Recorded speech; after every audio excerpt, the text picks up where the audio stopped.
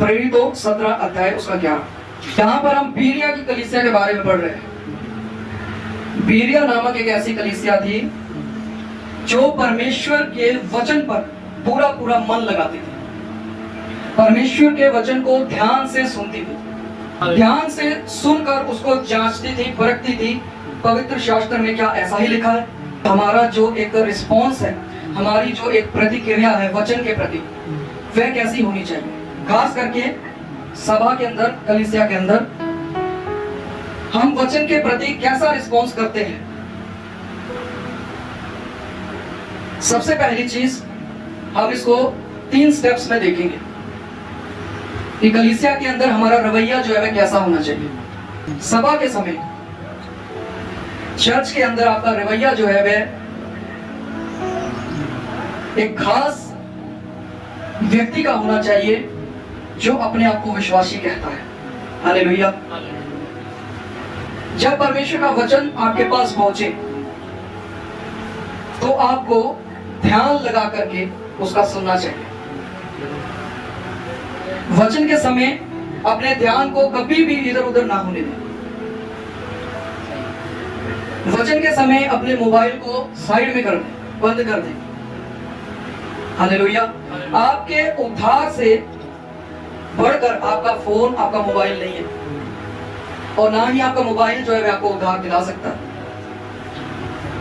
किसी के साथ बातचीत करना, कलीसिया में हम आए हैं, कलीसिया में हम बैठे हैं बातचीत करने के लिए नहीं, परंतु परमेश्वर के साथ बातचीत करने के लिए, उसकी सुनने के लिए।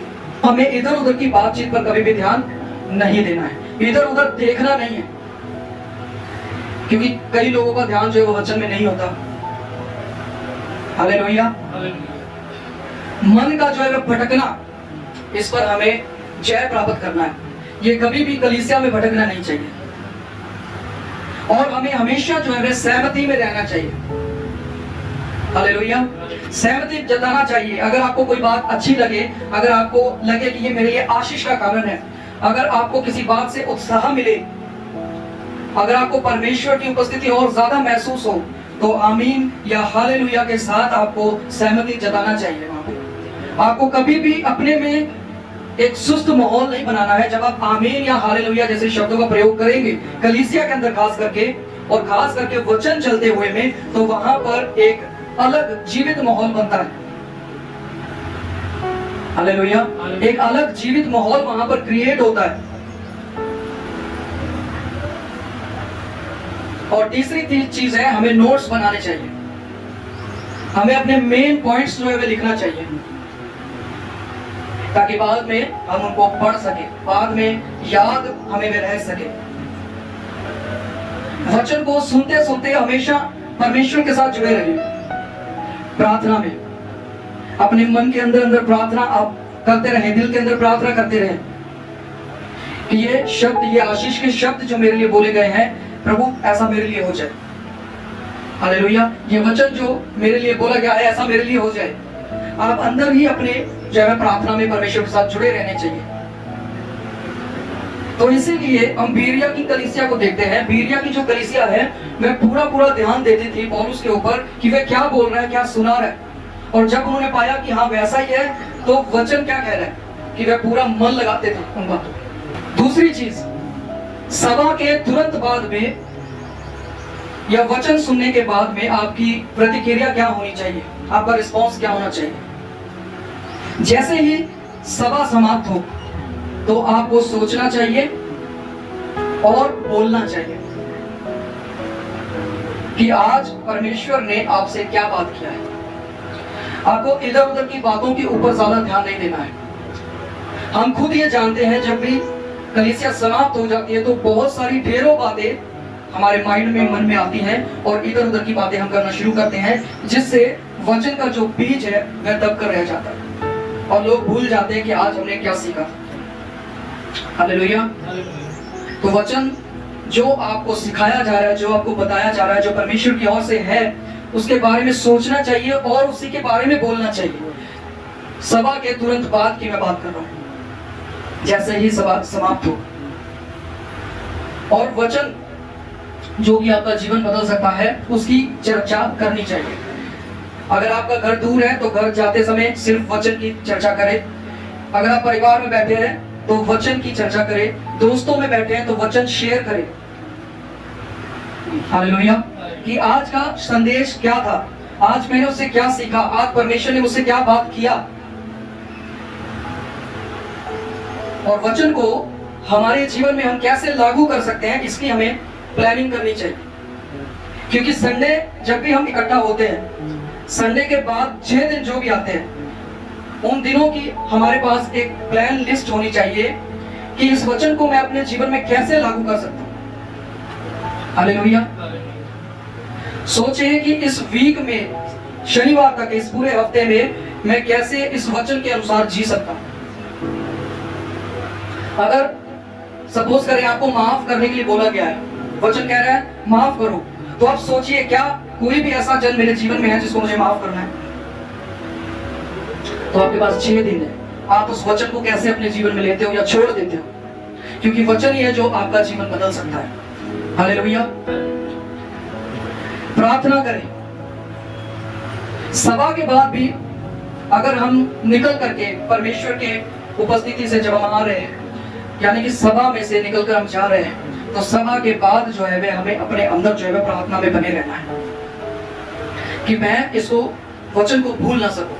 आप परमेश्वर से कहें, प्रभु मैं ये वचन भूलना नहीं चाहता, ये वचन हमेशा मेरे अंदर बना रहना चाहिए। मैंने इस प्रकार सुना है। परमेश्वर से बातें करना शुरू करें, प्रभु मैंने इस प्रकार सुना है, तेरा वचन ऐसा कहता है, इस वचन को मैं भूलूं नहीं, इस वचन के अनुसार मैं जीवन को जीऊं। हालेलुया। और संडे के बाद के दिनों में वचन को जो है अपने जीवन में प्रतिदिन आपको उतारना है। इसीलिए पौलुस क्या कहता है कि मैं अंश अंश करके बदलता जाता हूं। अगर आप वचन को वहीं छोड़ देंगे तो आप कैसे अंश अंश करके बदलेंगे? एक वचन ही है जो आपको बदलता है। हालेलुया। और जिसके पास वचन नहीं है, तो मुझे ज्यादा डीपली बताने की जरूरत नहीं है, उसके अंदर जीवन भी नहीं है। हालेलुया। जब भी आप कलीसिया में हो, कलीसिया से बाहर हो, आपका ध्यान जो है वह पूर्ण रीति से वचन पर रहना चाहिए। आपका माइंड जो है वचन को सोचते रहना चाहिए। आपका मेडिटेशन चालू रहना चाहिए हमेशा। और लास्ट चीज जो है वह हम सीखने के लिए जा रहे हैं, हम सब कुछ करते हैं विश्वास के द्वारा, पर हम एक चीज भूल जाते हैं और वह है कर्म करना, काम करना। आइए हम एक वचन निकाले, याकूब 1 अध्याय और उसका 25 वचन हम पढ़ेंगे। और जो व्यक्ति स्वतंत्रता की सिद्ध व्यवस्था पर ध्यान करता रहता है, वह अपने काम में इसलिए आशीष पाएगा कि सुनकर भूलता नहीं पर वैसा ही काम करता है। सुनकर भूलता नहीं परंतु वैसा ही काम करता है। तो हमें वचन जो हमने सुना है, जो परमेश्वर ने हमारे पास पहुंचाया है, उसके अनुसार हमें काम भी करना है। और तभी आप अपने जीवन में एक आशीष को, तभी आप अपने जीवन में एक चमत्कार को देख पाएंगे। विश्वास करना है, वचन को लेना है, साथ ही साथ उसके अनुसार हमें क्या करना है? बोलिए काम करना है। दूसरी चीज, दूसरों के साथ वचन को बांटना है। बोलिए वचन को बांटना है। हफ्ते भर उस सीख को जो आपने वचन से सीखा है, उसको आपको शेयर करते रहना है। आप ऑफलाइन करें, ऑनलाइन करें, किधर भी करें, पर लोगों से आपको वो चीज शेयर करना है। तीसरी चीज, गवाही देना है। अगली सभा में आते आते, अगले संडे तक आते आते आपके पास एक गवाही होनी चाहिए कि पिछले 6 दिनों में मैंने इस वचन को कैरी किया था और इसके अनुसार काम किया था, मेरे जीवन में ये बदलाव आया है, ये मेरी गवाही है। हालेलुया। लोग सोचते हैं कि गवाही सिर्फ वही होती है कि कोई ठीक हो जाए, सिर्फ यही गवाही है। किसी को गाड़ी मिल गई, किसी को बंगला मिल गया, सिर्फ यही गवाही है। पर मैं आपको बता दूं, सबसे बड़ी गवाही यह है जब एक पापी इंसान धर्मी जन बन जाता है। हालेलुया। जब कोई गुस्सा करने वाला व्यक्ति गुस्सा छोड़ देता है, उसको आजादी मिल जाए, ये सबसे बड़ी गवाही है। यानी कि वह अंश अंश करके यीशु मसीह जैसा बनता चला जा रहा है, ये गवाही है। हालेलुया। तो आपकी गवाही जो है वह तैयार होती रहनी चाहिए। आपके पास 6 दिन है, आपके अंदर एक डिजायर होनी चाहिए कि मुझे संडे तक आते आते अपने अंदर एक गवाही क्रिएट करना है। मेरे जीवन में एक गवाही होना चाहिए। हर हफ्ते आपको एक गवाही देना चाहिए। कि आपके जीवन में क्या बदलाव आया है। तो मैं आपको बताना चाहता हूं कि एक जीवित कलीसिया जो है, एक जीवित चर्च जो है, वह कैसा होना चाहिए, वो कैसा होता है। एक जीवित चर्च वह होता है जो वचन को सुनकर उसका आदर करे। मैंने आपको एक चीज बताया था, वचन कहता है कि वचन सुनाने वाले, सिखाने वाले 2 गुने आदर के योग्य हैं। और मैंने आपको कहा था कि अगर आप वचन का आदर करेंगे तो आप सिखाने वाले का आदर कर रहे हैं, अगर आप वचन का आदर नहीं कर रहे तो आप सिखाने वाले का आदर नहीं कर रहे। तो एक जीवित कलीसिया वही है जो वचन को सुनकर उसका आदर करे और वैसा ही करे। और अगर आप वैसा ही कर रहे हैं तो आपने सीख लिया है, समझ लिया है कि आपको परमेश्वर के जन का आदर कैसे करना है। और वही चीज आपके लिए आशीष बन जाएगी, क्योंकि जो कुछ आपको वो बताएगा वैसा ही अपने जीवन में इंप्लीमेंट करेंगे और आप गवाही के साथ लौटते रहेंगे बार बार। अपने में हमेशा एक उत्साह रखें, कभी भी अपने आप को नीचा ना देखें। मैं ये नहीं कह रहा हूं कि आप अपने आप को घमंड में ऊंचा करें, किसी बात में अहंकार में ऊंचा करें कि हम तो ऐसे हैं, हम तो ऐसे नहीं, परंतु अपने आप में एक उत्साह रखें कि आज परमेश्वर ने आपसे बात किया है। और जो कोई भी इन वचनों को अपने जीवन में इस तरीके से ले लेता है वह व्यक्ति फलदायक रहता है और उसकी गवाही बनती रहती है बार बार। तो सबसे पहली चीज हमें क्या करना है, बोलिए, सुनना है, फिर मानना है, लागू करना है और गवाही देना है। पहली चीज सुनना है, फिर मानना है, फिर लागू करना है और फिर गवाह बन के खड़े होना है। परमेश्वर ने कहा आप पर सामर्थ आएगा और आप गवाह ठहरोगे धरती की छोर तक।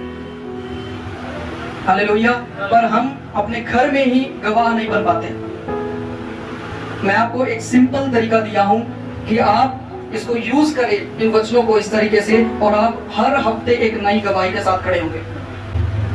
जितना ज्यादा आप वचन के लिए एक्टिव होंगे उतना ही ज्यादा वचन आपके लिए एक्टिव होगा। समझ गए? जितना ज्यादा आप वचन के लिए एक्टिव है उतना ज्यादा वचन आपके लिए एक्टिव है। अगर आप वचन के लिए एक्टिव नहीं है तो वचन भी आपके लिए एक्टिव नहीं है। हालेलुया। तो मैं आशा करता हूं कि आज के इस छोटे से संदेश से आपने सीखा होगा, समझा होगा कि हमें क्या करना चाहिए, कैसा हमारा रिस्पॉन्स होना चाहिए, चर्च में हमें कैसे आगे बढ़ना है, कैसे गवाह बनके खड़े रहना है। और ये चीजें हमारे लिए ऑप्शन नहीं है कि हम करें या ना करें, ये हमारे लिए आज्ञाएं हैं। हालेलुया। आइए हम प्रार्थना करें।